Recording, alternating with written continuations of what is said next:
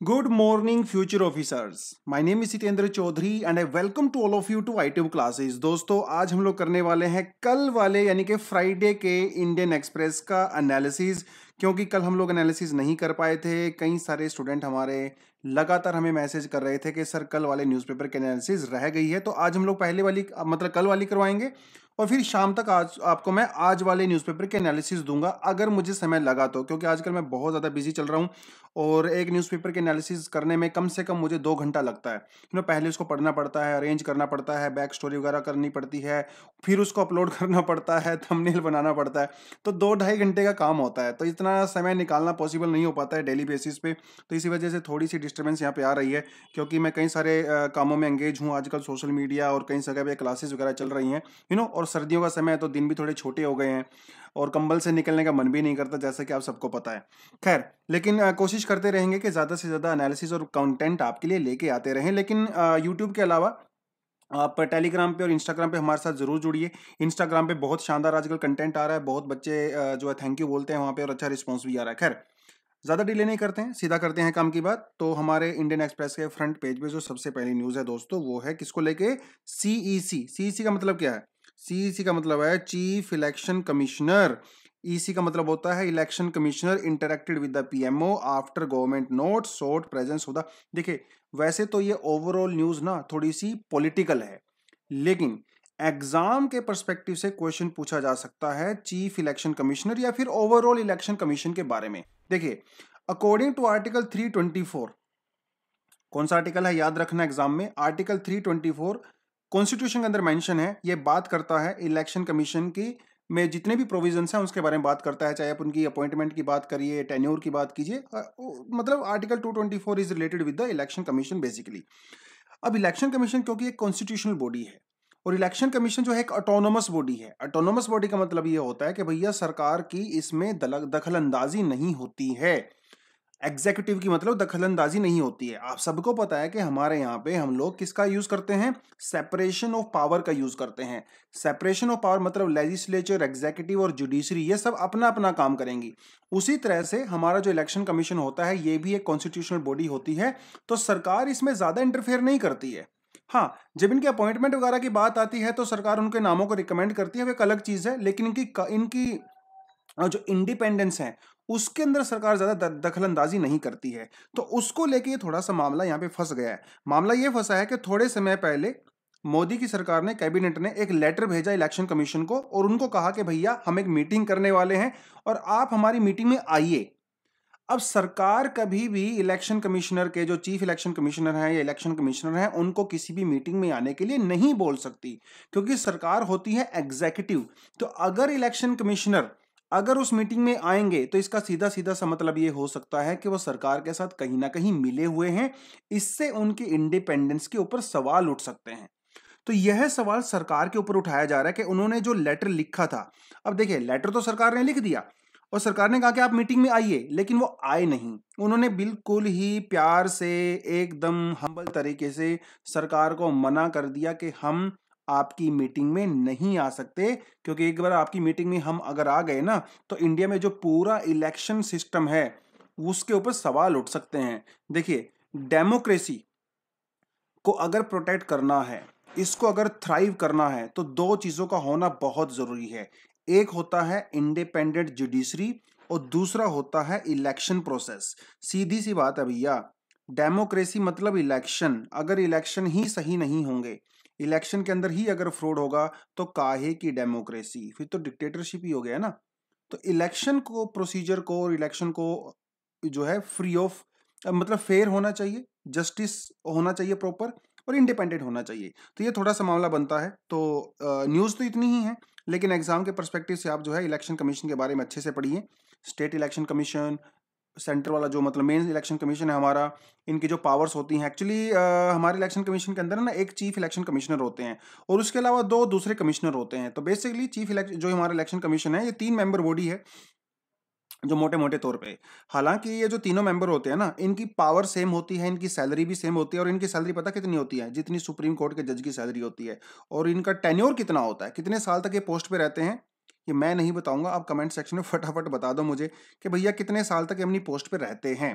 ठीक है, प्रेसिडेंट इनको अपॉइंट करता है और इनकी जब मतलब कार्रवाई पूरी हो जाती है तो प्रेसिडेंट को ही अपना रेजिग्नेशन देते हैं, अगर बीच में देना रहता है तो ये थोड़ा सा एग्जाम के पर्सपेक्टिव से इंपॉर्टेंट है, क्योंकि लगातार इलेक्शंस भी होते रहते हैं और जो हम लोग वोटिंग सिस्टम है उसके ऊपर भी सवाल उठते रहते हैं, तो इलेक्शन कमीशन की इंडिपेंडेंस को लेकर थोड़ा सा न्यूज़ में बना रहता है ये पूरा इशू। तो थोड़ा सा आपका एग्जाम के पर्सपेक्टिव से इसके बारे में भी पढ़ना चाहिए, और डेफिनेटली आने वाले कुछ दिनों में इसके ऊपर कोई एडिटोरियल भी आएगा तो उसको हम थोड़ा सा और पोस्टमार्टम वाले तरीके से इसको एनालिसिस करेंगे। खैर, आगे बढ़ते हैं हम लोग सेकंड टॉपिक पे। सेकंड टॉपिक आपका आता है data breach to be reported in the 72 hours house joint panel. Breach का मतलब होता है दोस्तों कि वायलेट करना। वायलेट का मतलब ये होता है कि किसी की प्राइवेसी के अंदर घुस जाना, किसी के डेटा को ब्रीच कर देना। ब्रीच का मतलब देखिए ये है कि जैसे मान लो आपने मुकेश अंबानी की कंपनी है रिलायंस, अगर आपने कोई जियो का सिम लिया है तो डेफिनेटली आपने वहाँ पे अपना आधार कार्ड दिया होगा या वोटर आईडी कार्ड दिया होगा, आपने अपना थंब भी दिया होगा, तो वो सारी की सारी आपकी पर्सनल इन्फॉर्मेशन है, राइट। अगर मान लो वो उस पर्सनल इन्फॉर्मेशन को कल को जियो वाले किसी को बेच देते हैं, या फिर वो लीक हो जाती है, या फिर उसको प्रोटेक्ट नहीं करते हैं, उसका इलीगल यूज करते हैं, तो इसकी प्रोटेक्शन होनी चाहिए ना, क्योंकि ये डेटा आपका है। आपका डेटा बहुत कीमती होता है, आपकी प्राइवेसी बहुत कीमती होती है। Are you getting this point? और वैसे भी प्राइवेसी हमारा फंडामेंटल राइट है। तो ये जो सोशल मीडिया कंपनी है ना जैसे फेसबुक है, अमेजोन है, इंस्टाग्राम है, ये सारे के सारे के पास जो है आपका डेटा होता है, तो उस डेटा को प्रोटेक्ट करने की जिम्मेदारी सरकार की होती है, because it is a fundamental right ना। उसके अलावा सरकार के पास भी हमारा बहुत सारा डेटा होता है ना। तो सरकार की खुद भी ये रिस्पॉन्सिबिलिटी है कि जो उसके पास खुद का डेटा है ना वो भी प्रोटेक्ट रहे। थोड़ा सा ये आपको समझना पड़ेगा कि डेटा बहुत ज़्यादा ज़रूरी होता है दोस्तों। तो इंडिया में अभी तक कोई भी डेटा के प्रोटेक्शन के लिए अभी कोई कानून नहीं है हमारे देश में, अनफॉर्चुनेटली। कई सारी कंट्री में है लेकिन अभी तक इंडिया में नहीं है। तो एक डेटा को प्रोटेक्ट करने के लिए 2 साल पहले सरकार ने एक बिल इंट्रोड्यूस किया गया था, डेटा प्रोटेक्शन बिल, और बाद में उसको स्टैंडिंग कमेटी को भेज दिया था। स्टैंडिंग कमेटी आपको पता क्या होती है? स्टैंडिंग कमेटी के बारे में हम लोग पहले कई बार कर चुके हैं। हमारे पार्लियामेंट के अंदर 2 तरह की कमेटी होती हैं, एक होती है स्टैंडिंग कमेटी जो कि परमानेंट कमेटी होती हैं, और एक होती है हमारे पास एड होक कमेटी जो टेम्परेरी बेसिस पे होती हैं। तो ये देखिए, पार्लियामेंट तो 24 घंटे और 6-12 महीने सेशन में नहीं रह सकता। तो जब पार्लियामेंट सेशन में नहीं होता है तो ये जो बिल वगैरह पे डिस्कशन किया जाता है ना, बातचीत की जाती है, तो वो इन कमिटीज़ में की जाती है। तो वो थोड़ा टॉपिक आपको पता है, अगर आप एनालिसिस कंटिन्यूसली देखते हो तो पार्लियामेंट्री कमिटीज़ को लेके हम लोग कई बार एडिटोरियल भी कर चुके हैं। खैर, तो वो गया था किसके पास? ज्वाइंट पैनल कमेटी के पास गया था। ज्वाइंट पैनल का मतलब होता है कि इसके अंदर लोकसभा और राज्यसभा दोनों के मेंबर होते हैं, इसीलिए इसको ज्वाइंट कहा जाता है। लोकसभा कमेटीज अलग होती हैं, राज्यसभा कमेटीज अलग होती हैं, और ज्वाइंट कमेटीज अलग होती हैं। ये आपको पता होना चाहिए, ठीक है। खैर, आपके लिए क्वेश्चन है मेरे पास यहाँ पे, आप जो है कमेंट सेक्शन में ये फटाफट बता दीजिए कि हमारे पास जो है कितनी डिपार्टमेंटल कमेटीज हैं, ठीक है। कमेंट सेक्शन में फटाफट बताओ। और वैसे भी अगर आपको इस टॉपिक के बारे में पढ़ना है अच्छे से, तो लक्ष्मीकांत में एक अलग से पार्लियामेंट्री कमेटी को लेकर चैप्टर दिया हुआ है, उस चैप्टर को आप अच्छे से पढ़िए, कमेटीज के बारे में अच्छे से पढ़िए कि इसमें कितने मेंबर होते हैं, उसका चेयरपर्सन कौन होता है, यहाँ पे लोकसभा के स्पीकर का क्या रोल होता है, और राज्यसभा के चेयरमैन का क्या रोल होता है। ये थोड़ा सा आपको लक्ष्मीकांत में अच्छी से डिटेलिंग में मिल जाएगा। खैर, तो भैया ये कमेटी के पास गया हुआ था और कमेटी ने फाइनली अपनी रिकमेंडेशंस दे दी हैं, ठीक है। अभी पार्लियामेंट में बिल आएगा, जब पास होगा तब देखा जाएगा, लेकिन एक दो प्रोविजन आपको बता देता हूं। यहाँ पे जो सबसे कंट्रोवर्शियल और जो सबसे इंपॉर्टेंट प्रोविजन है वो पता क्या है? जैसे मान लो फेसबुक का हम एग्जांपल लेते हैं। अगर मान लो आपने फेसबुक के ऊपर कोई कंटेंट डाला और आपने उसमें जो है मोदी जी को खरी खरी गालियां सुना दी, अब उसके लिए कौन रिस्पॉन्सिबल है? उसके लिए आप रिस्पॉन्सिबल हो या फिर उसके लिए फेसबुक रिस्पॉन्सिबल है? ये क्वेश्चन सबसे बड़ा है। तो इस बिल में ये कहा गया कि अगर कोई मान लो या फिर किसी ने आपने कोई प्राइवेट फोटोज हैं आपकी, वो फेसबुक पे अपलोड कर दी आपकी बिना मर्जी के, मतलब जैसे अपनी किसी दोस्त की बर्थडे पार्टी में गए, वहां पे अपने फोटो वोटो खींचा केक वगैरह खाते हुए, और उसने अपनी आपकी बिना परमिशन के वो फोटो वहां पे अपलोड कर दी सोशल मीडिया पे, और आपको उसमें ऑब्जेक्शन हो गया, या कोई भी कर सकता है या फिर कुछ भी, तो उसके लिए कौन रिस्पॉन्सिबल होगा भैया? फेसबुक रिस्पॉन्सिबल होगा या आप रिस्पॉन्सिबल होगा? ये सबसे बड़ा क्वेश्चन है। तो इस बिल में ये कहा गया कि ऐसी कोई भी कंपनी के जो एक मीडियम नहीं है, मीडियम इन द सेंस के जो एक बीच में जो है कंटेंट पब्लिशर नहीं है। देखिए, ये कंटेंट आपने पब्लिश किया, ये फेसबुक ने पब्लिश थोड़ी किया है। फेसबुक ने तो सिर्फ एक प्लेटफॉर्म प्रोवाइड करवाया है। अब उस प्लेटफॉर्म को आप कैसे यूज करते हो ये आपके ऊपर डिपेंड करता है।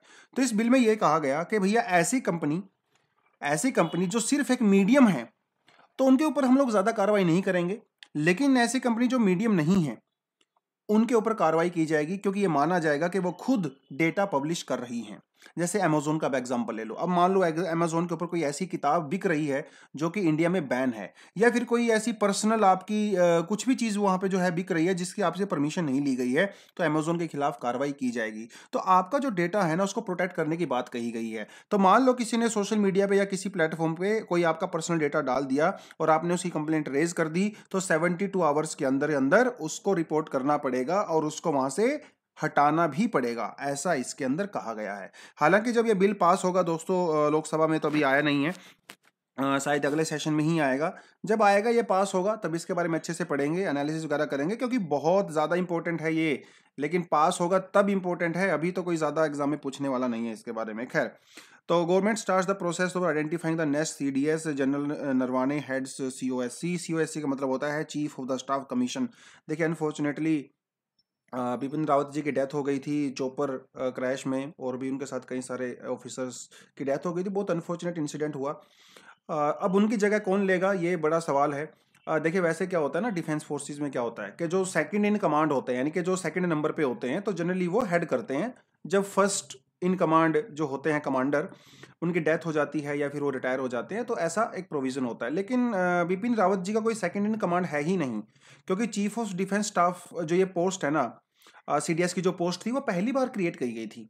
पहली बार क्रिएट की गई थी और बिपिन रावत जी पहले ही उसके ऑफिसर थे, तो सेकंड इन कमांड कोई है नहीं, है ना।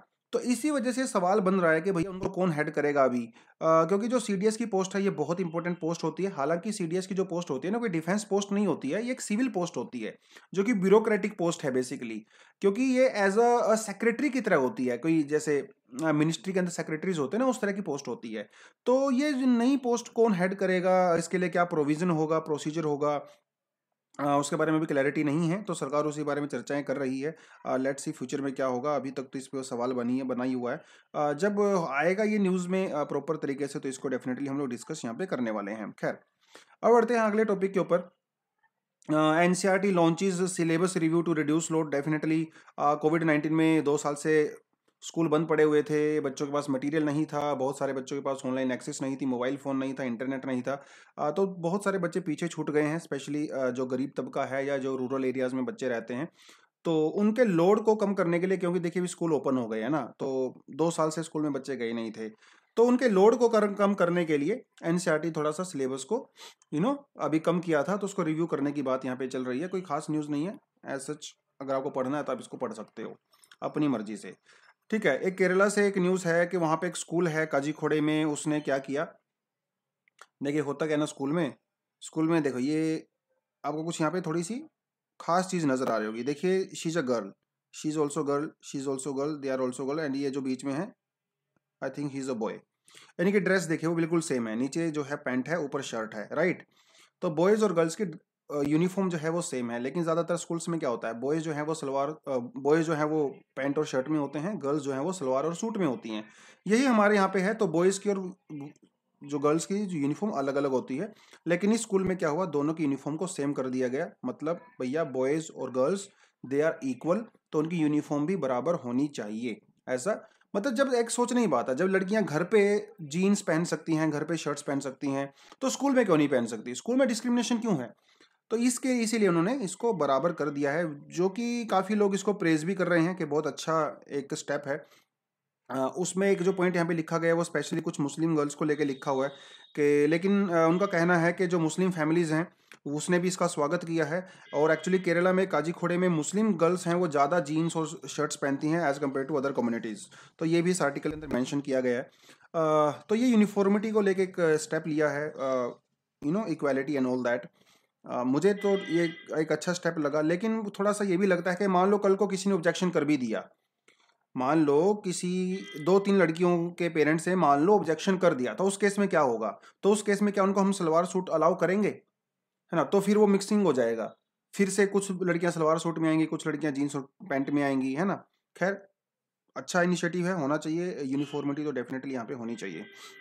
मैं तो कहता हूँ कि ऐसा करो, हफ्ते में 3 दिन उनको पैंट और शर्ट पहना दो, और हफ्ते में 3 दिन जो है लड़कों को सूट और सलवार पहना दो, है ना? तो और ज़्यादा इक्वालिटी हो जाएगी।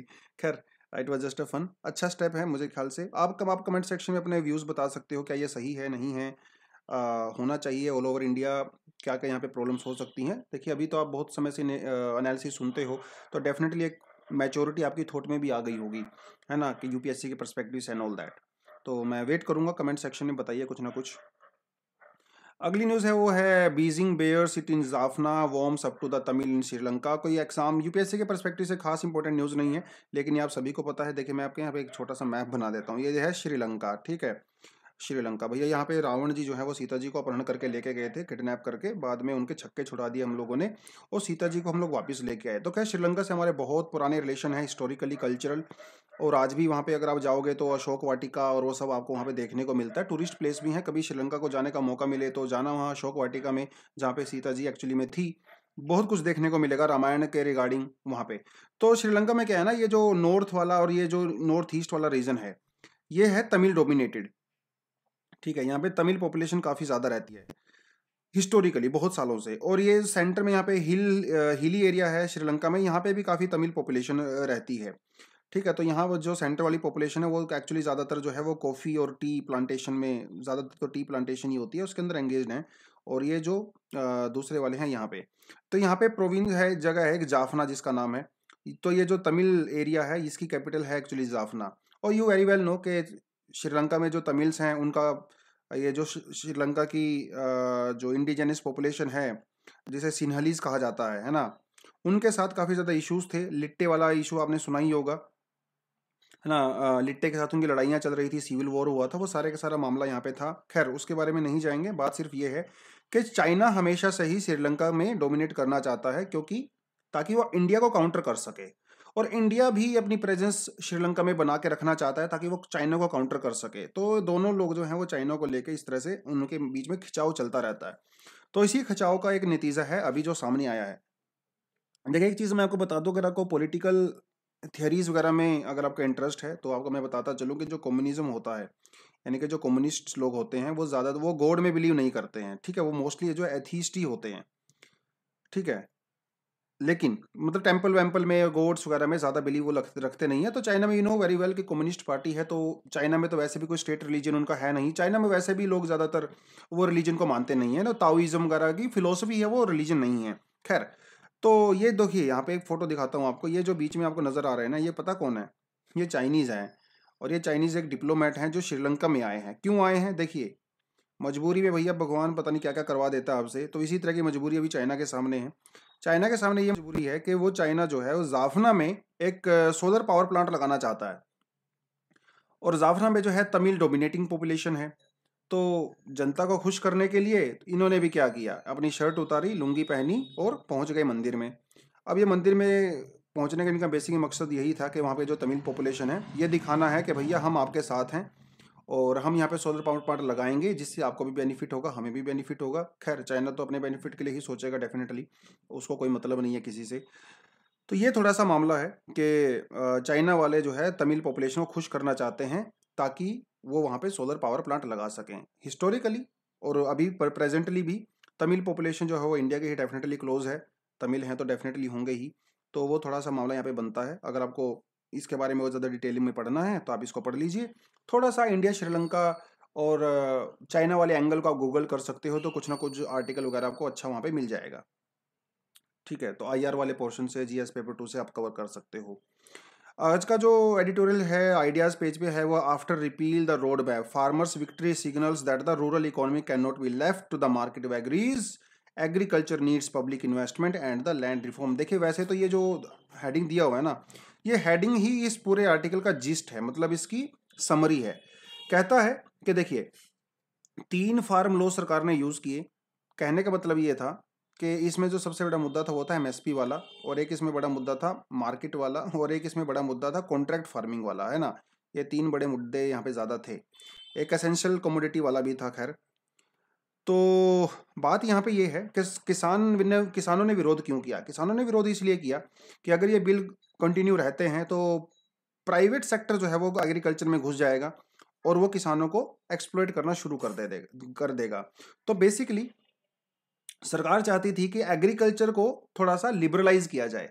लिबरलाइज मतलब ओपन मार्केट के साथ उसको लिंक किया जाए, किस तो सरकार के विचार अलग थे, किसानों के विचार अलग थे। किसानों ने कहा कि नहीं नहीं, हम लोग प्राइवेट सेक्टर में ज़्यादा बिलीव नहीं करते हैं और हमें हमारे हाल पे छोड़ दीजिए। तो मार्केट के जो एमएसपी को आप हटा रहे हो, तो हम लोग बेसिकली सारी चीज़ें मार्केट के हिसाब से नहीं कर सकते। कुछ चीज़ें ऐसी होती हैं जो आपको बिना मार्केट के भी करनी पड़ती हैं, भलाई के लिए, वेलफेयर के लिए, social justice and all that.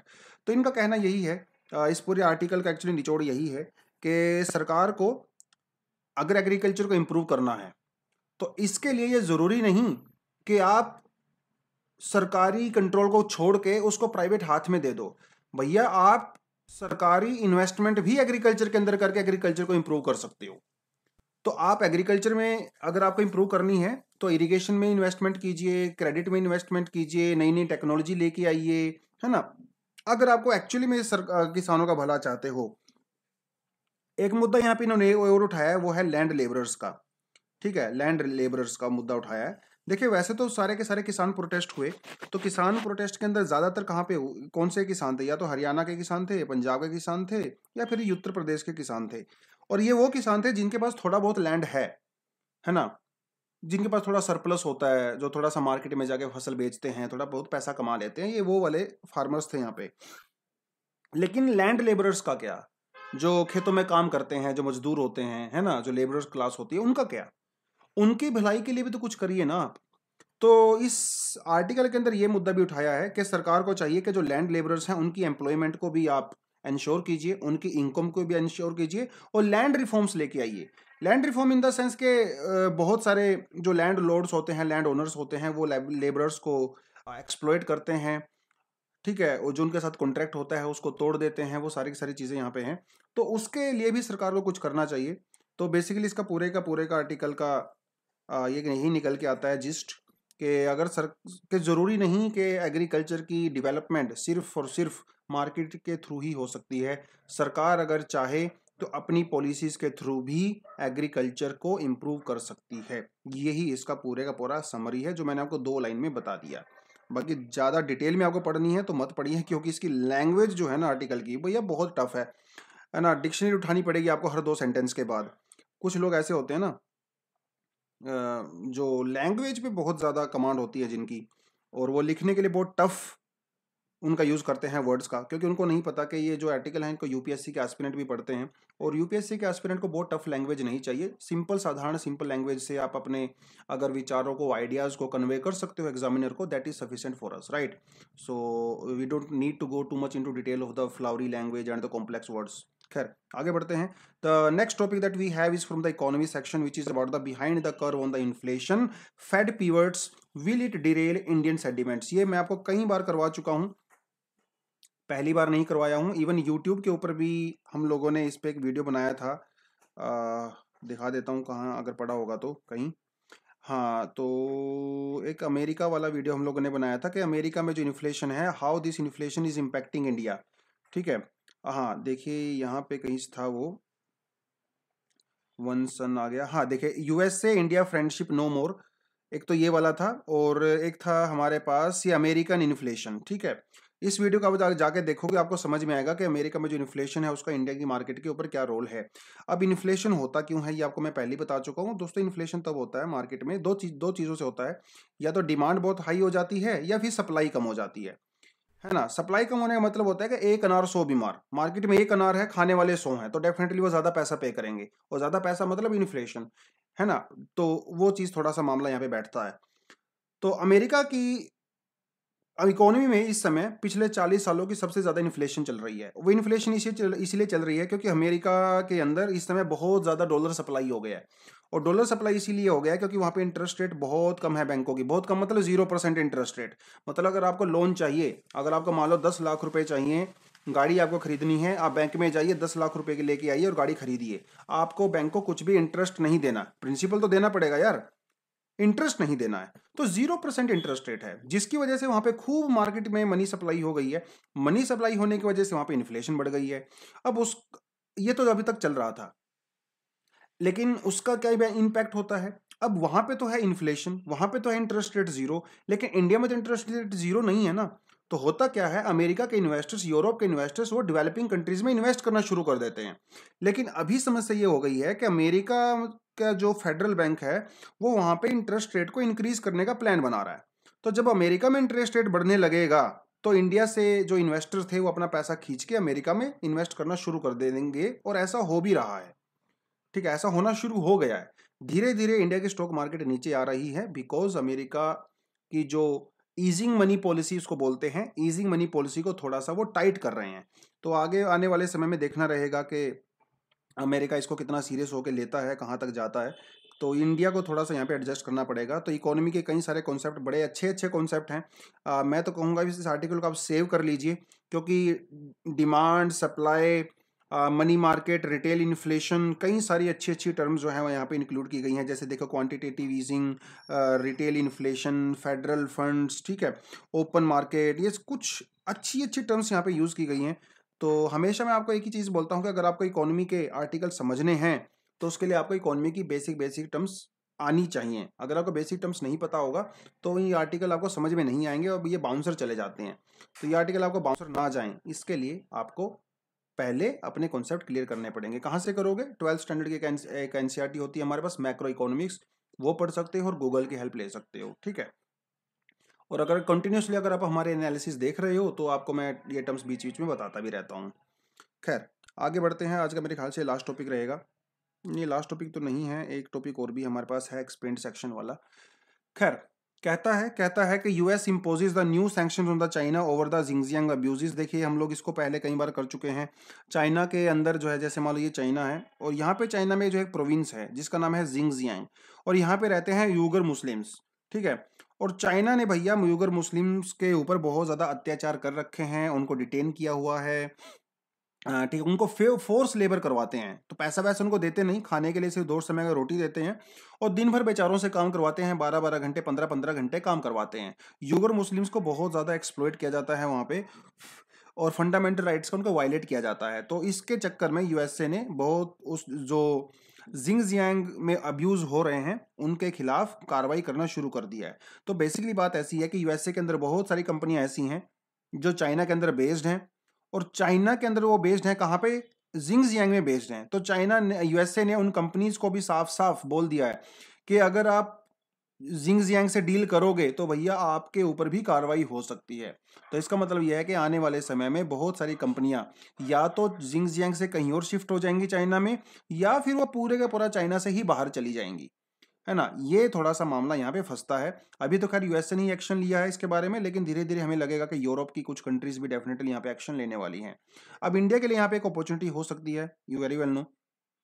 अगर ये कंपनी चाइना से भाग के इंडिया में आती हैं तो इंडिया के लिए एक अच्छी अपॉर्चुनिटी मुझे तो यहाँ पे नज़र आ रही है। अगर इंडिया इसको अच्छे से बेनिफिट उठा सकता है तो उठाना चाहिए। लेकिन उसको बेनिफिट को उठाने के लिए आपके पास एक चीज़ होनी चाहिए। वो क्या है? वो है स्किल। और स्किल हमारे पास है नहीं, है ना। तो मोस्टली जनता हमारी स्किल लेस है, एग्रीकल्चर सेक्टर में बेस्ड है, और ये जो इंडस्ट्रियल स्किल्स होते हैं, जो ट्रेनिंग होती है वोकेशनल, वो हमारे यहाँ पे काफ़ी कम है। तो इंडिया अगर अपनी यंग पॉपुलेशन को स्किल्स देगी तो डेफिनेटली वो कंपनियां इंडिया में भी आएंगी। खैर, आगे बढ़ते हैं। Enforcing the age of the marriage, ये टॉपिक मैं आपको यहाँ से नहीं करवाऊंगा बिल्कुल भी, क्योंकि इसके लिए ऑलरेडी हमारे चैनल पे हम लोग 2-3 दिन पहले वीडियो बना चुके थे।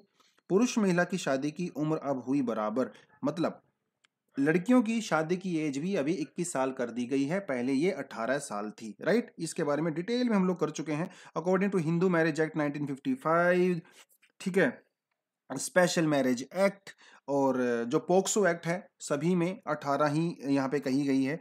क्रिश्चियन मैरिज एक्ट के 1872 के अकॉर्डिंग भी वो एज 18 ही है। लेकिन मुस्लिम्स में वो एज लगभग 15 साल है। हालांकि कोई खास लिखा हुआ नहीं है 15 साल। मुस्लिम लॉज के अंदर ये लिखा हुआ है कि जब लड़की जब प्यूबर्टी उस हो जाती है, उसको प्यूबर्टी आ जाती है, तब उसकी शादी आप कर सकते हो। तो जनरली जो है 15 साल के आसपास वो बैठता है। तो वो थोड़ा सा यहाँ पे कहा गया है। उसके अलावा एक चीज़ यहाँ पे देखिए अलग, कहीं जो उस आर्टिकल के अंदर मैं इंक्लूड नहीं कर पाया था वो यहाँ पे इंक्लूड है। Can Muslim law be amended to, जब ये हिंदू लॉ और क्रिश्चियन लॉ अमेंड होगा तो क्या मुस्लिम लॉ का भी अमेंडमेंट किया जा सकता है? देखिए, ये जो शादी होती हैं, तलाक होते हैं, जो अडॉप्शन होता है, या जो यू नो जो प्रॉपर्टी के मामले होते हैं, मतलब हेरिडिटरी वाले मामले जो होते हैं, प्रॉपर्टी वाले, इनहेरिटेंस वाले, बेसिकली वो सब जो है पर्सनल मामला होता है। उसमें कानून और सरकार जो है ज्यादा उसमें इंटरफेयर नहीं करती है। लेकिन सुप्रीम कोर्ट ने बार बार कहा है कि अगर कोई पर्सनल कानून, चाहे वो किसी भी रिलीजन का हो, अगर वो हमारे कॉन्स्टिट्यूशन की जो स्पिरिट है, या फिर वो ह्यूमन राइट्स को वायलेट करता है, या फिर फंडामेंटल राइट्स को अगर वायलेट करता है, तो उस केस में जुडिशरी और सरकार इंटरफेयर कर सकती है। जैसा कि ट्रिपल तलाक के केस में हुआ। ट्रिपल तलाक के को जो है अनकॉन्स्टिट्यूशनल डिक्लेयर कर दिया गया, और सुप्रीम कोर्ट ने भी इस बात को माना कि ट्रिपल तलाक से जो है वो एक फंडामेंटल राइट का वायलेशन होता है, ह्यूमन राइट्स का वायलेशन होता है, इसलिए हम लोग इंटरफेयर कर सकते हैं। हालांकि जो ट्रिपल तलाक है वो शरिया लॉ के अकॉर्डिंग ही इंटरप्रिटेशन वहां पे की गई है, लेकिन उस केस में सुप्रीम कोर्ट ने ऐसा बोला। तो हो सकता है कि आने वाले समय में जो मुस्लिम गर्ल्स की जो एज है उसको भी इंक्रीज किया जाए, और सुप्रीम कोर्ट भी शायद उस बात को मान ले। ये काफ़ी कॉम्प्लिकेटेड टॉपिक रहेगा, देखने लायक कानून का मामला है, तो हमें ज़्यादा जानकारी भी नहीं इसके बारे में। हमें ज़्यादा इतनी जानने की ज़रूरत भी नहीं है। जब कभी फ्यूचर में इसके बारे में और ज़्यादा डिटेलिंग में सामने आएगा तो हम इसको देखेंगे। खैर, एक मामला फंसता है। ये हरियाणा पंजाब का ही मामला है। हरियाणा पंजाब के हाई कोर्ट ने थोड़े समय पहले केस सुना था, जिसमें लड़की की उम्र थी 17 साल और आदमी की उम्र थी 36 साल। उनकी शादी हुई थी। हाई कोर्ट में वो केस गया था। उस समय पंजाब और हाई कोर्ट ने कहा था कि भैया इनकी मैरिज जो है वो लीगल है। ठीक है, according to Muslim personal law इनकी मैरिज बिल्कुल लीगल है, चाहे लड़की 17 साल की हो चाहे 16 साल की हो, वो लीगल मानी गई थी। तो उस लिहाज से अगर देखें तो शायद कोर्ट इसके अंदर इंटरफेयर ना करे, लेकिन यू वेरी वेल नो कि हाई कोर्ट और सुप्रीम कोर्ट की इंटरप्रिटेशन अलग अलग हो सकती हैं, है ना। तो हो सकता है सुप्रीम कोर्ट जो है कुछ और यहाँ पे बात कहे, अभी तो कहीं नहीं है। लेट्स सी फ्यूचर में क्या रहेगा, देखना काफ़ी इंटरेस्टिंग रहेगा, और तब इसके बारे में हम लोग डिटेल में बात करेंगे। ठीक है, तो आज के हम लोग इंडियन एक्सप्रेस में उधर बहुत गंदा हो गया ये, थोड़ा इसको मैं इरेज कर देता हूँ यहाँ से। खैर, तो thank you for the patience, क्योंकि कल वाली न्यूज़ की एनालिसिस आज हम लोग आज लेके आए हैं। और यार क्योंकि थोड़ा सा ऐसा रहता है ना कि ये 30 35 40 50 व्यूज़ आते हैं एनालिसिस के ऊपर, तो 2 3 घंटे के लगता है वीडियो बनाने में, तो रिस्पॉन्स उतना अच्छा नहीं है। I do not know why. हम लोग इतना मेहनत करके आपके लिए वीडियोस बनाते हैं, और जिसके लिए वीडियो बना रहे हैं अगर वही लोग वीडियो नहीं देख रहे हैं, तो इसका मतलब या तो आप सीरियस नहीं हो प्रेपरेशन के लिए, आप सिर्फ आप सिर्फ ऑफिसर बनना चाहते हो, लेकिन उस ऑफिसर बनने के लिए जो मेहनत लगती है, उसके लिए जिस प्रोसेस से गुजरना पड़ता है, आप उससे तैयार नहीं हो गुजरने के लिए। मे बी आपकी सीरियसनेस हो सकती है, मे बी आपके पास समय नहीं है, या फिर मे बी आपको एनालिसिस की क्वालिटी बहुत घटिया लगती है, कुछ भी रीज़न हो सकता है। तो व्यूज़ नहीं आते हैं, तो इस वजह से थोड़ा सा हम लोग डिस्करेज हो जाते हैं, क्योंकि समय देना पड़ता है, वो सारी सारी चीज़ें हैं। तो मैं तो यही आपको रिकमेंड करूँगा कि आप प्लीज़ इन वीडियोज़ को पूरा देखा करें, और अपने दोस्तों को भी बताएं चैनल के बारे में। जितना ज़्यादा व्यूज़ आएंगे और आपके लिए हम बढ़िया और ज़्यादा बढ़िया कंटेंट लेके आते रहेंगे, क्योंकि जब आपकी तरफ से अच्छा रिस्पॉन्स आएगा ना, तो हम लोग भी फिर यहाँ से बहुत आपको अपना 100 से ज़्यादा देने की कोशिश करेंगे। लेकिन अगर आप लोग ही रिस्पॉन्स नहीं दोगे, तो फिर हमें लगता है यार ये पूरा टाइम वेस्ट ही हो रहा है ना, कोई पढ़ता तो है नहीं, कोई देखता तो नहीं है, तो वो थोड़ा सा हम लोग भी डिस्करेज हो जाते हैं। तो उसके लिए जो है आप वीडियोज़ को देखें, दोस्तों को बताएं, शेयर करें, लाइक करें, सब्सक्राइब करें। ठीक है, ताकि हम भी थोड़ा सा ग्रो करेंगे, तो डेफिनेटली आपके लिए अच्छा कंटेंट लेके आएंगे। खैर, आज के लिए दोस्तों इतना ही। Thank you very much, all the best and जय हिंद।